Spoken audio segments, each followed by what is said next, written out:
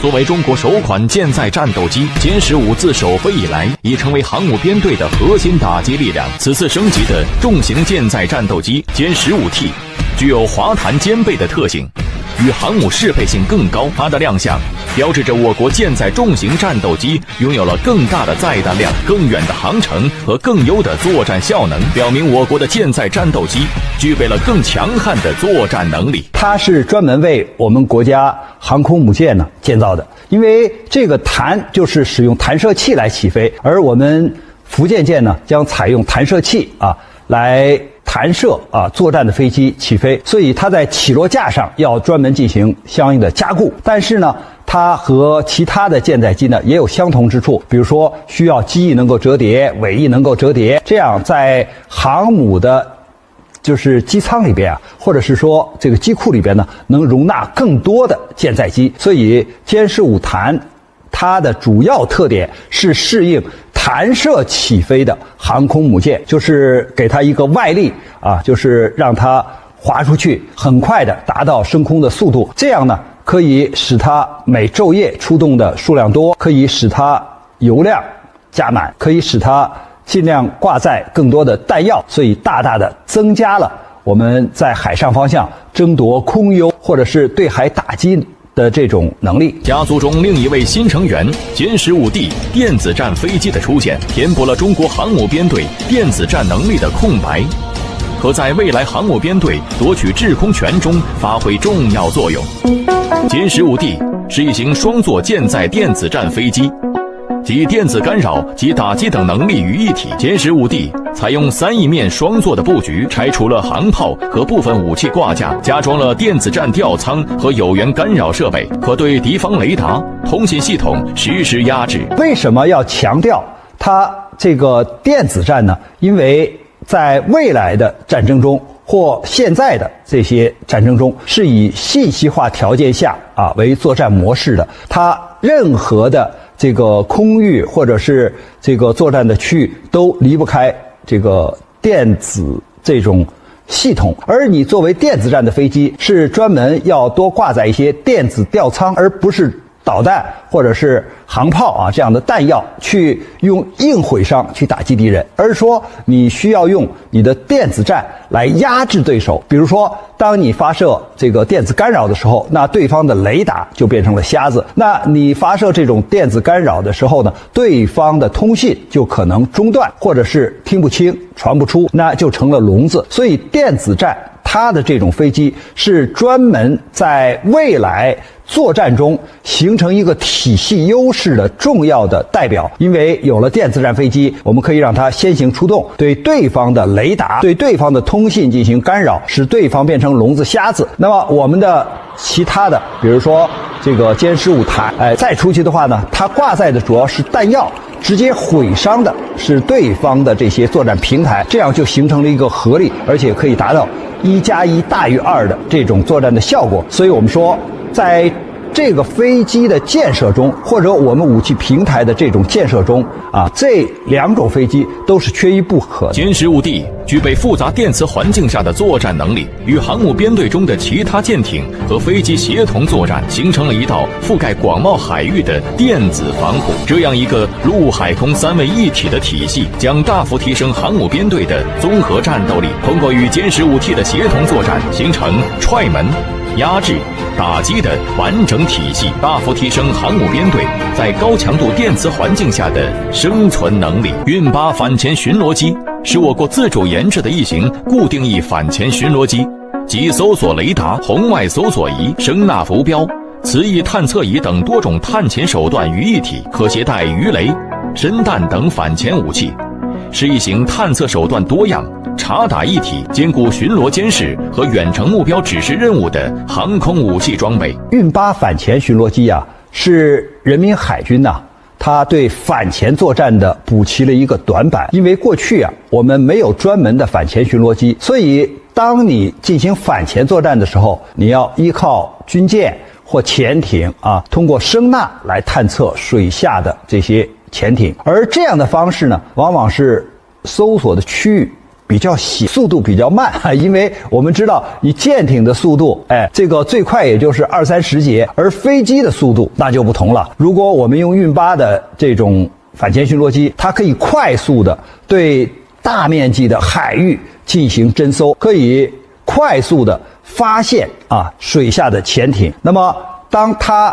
就是在海域里边发现目标之后，可以为水下的潜艇、水面的舰艇，包括反潜的直升机指示目标，或者呢由它挂弹，就直接对水下的目标进行打击，大大的提升了我们反潜的这个速度，或者是说呢我们在反潜攻潜上有了一种新的手段，有了更好的这种作战的平台。小鼻子、大下巴和长尾巴，这是人民海军反潜巡逻机的外形特点。现代的反潜巡逻机在反潜作战时，分为搜索潜艇和攻击潜艇2个阶段。当潜艇的潜望镜或充气管露出水面时，反潜巡逻机上的雷达和光学装置就能探测到它们。但如果潜艇为了更好地保护自己而关掉发动机，反潜巡逻机还有一种方法，这个时候它又粗又长的尾巴就可以发挥作用了。拖在反潜巡逻机后部的尾巴名叫磁翼探测仪。由于潜艇艇体是用金属制造的，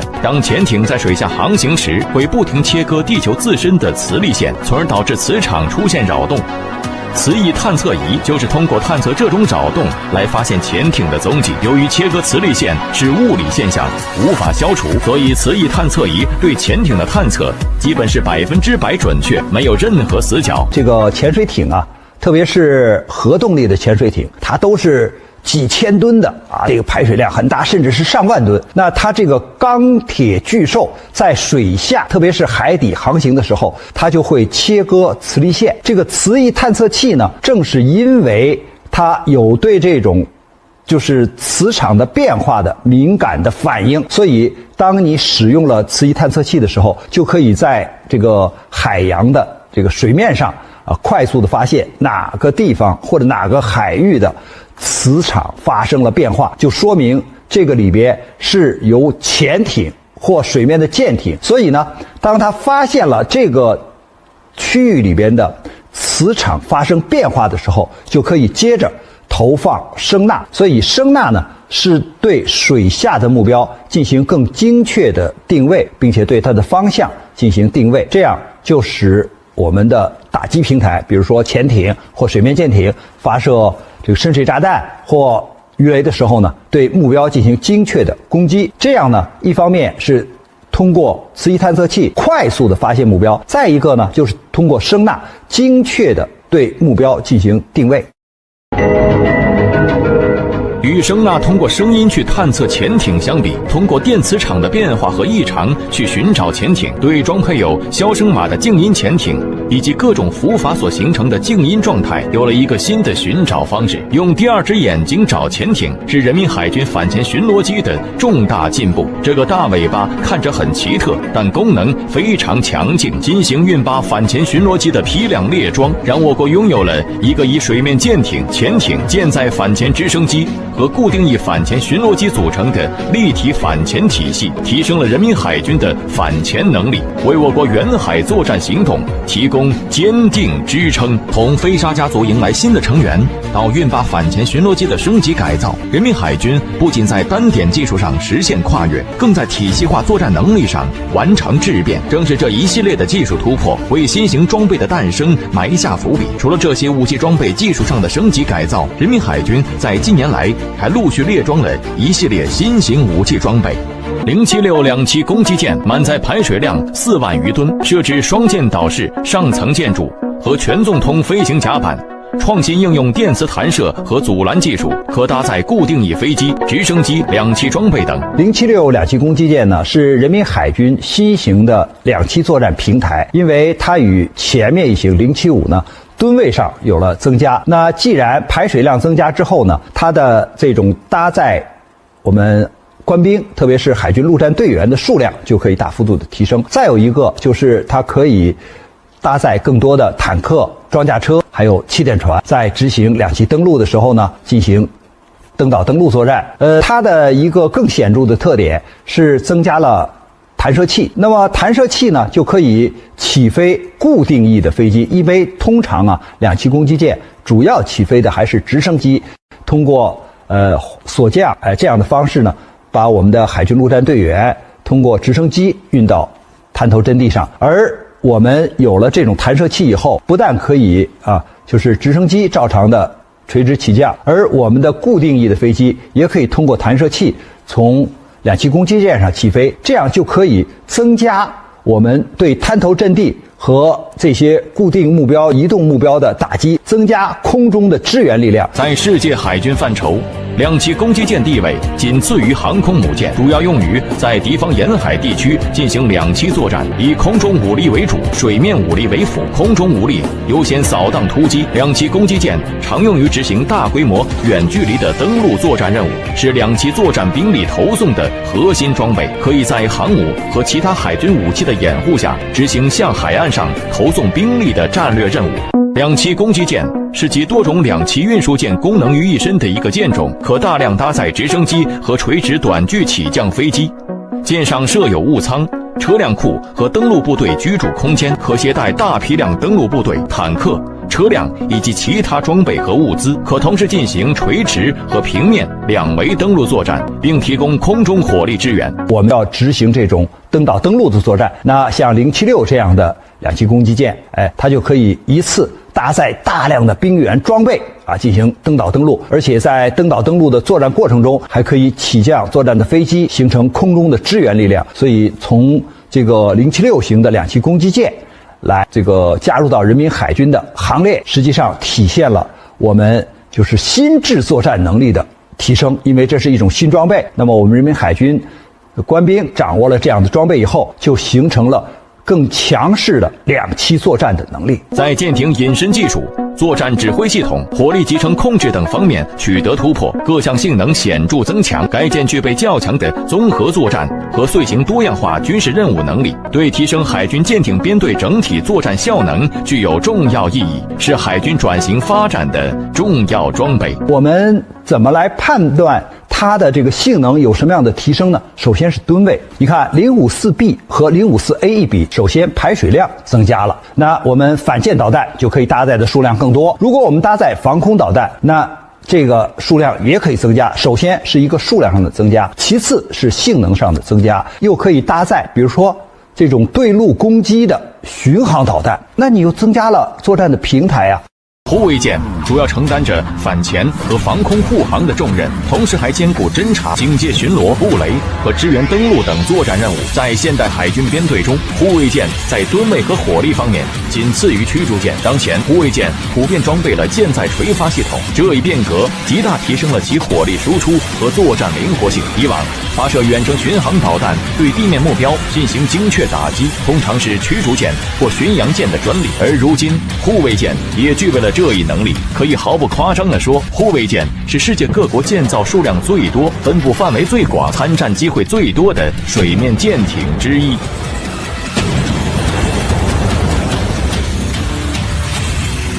054B 它的这种导弹护卫舰，实际上它的作战性能上和很多的就是这个导弹驱逐舰的这个功能已经非常的接近。因为导弹驱逐舰呢，它过去就是因为它搭载的武器装备多，它的排水量大，所以它的这种作战性能就更强。而我们现在虽然说 054B 它是护卫舰，但是它的排水量、它搭载的武器装备，特别是它新型的雷达、数据链系统，都已经达到了某些驱逐舰的这种能力，所以它就是以小顶大，而且增加了它的功能，而且它也是未来就是世界各国发展护卫舰的一个标杆。2025年2月，由遵义舰、衡阳舰、微山湖舰组成的舰艇编队踏浪岛海，与南太平洋某海域组织开展远海实战化演练，检验舰艇编队协同作战能力及特情处置能力。雷达飞旋，遵义舰率先发起攻击。训练期间，编队转战太平洋多个海域，开展实战背景下多科目综合演练，官兵全程保持高度戒备状态。上去吧！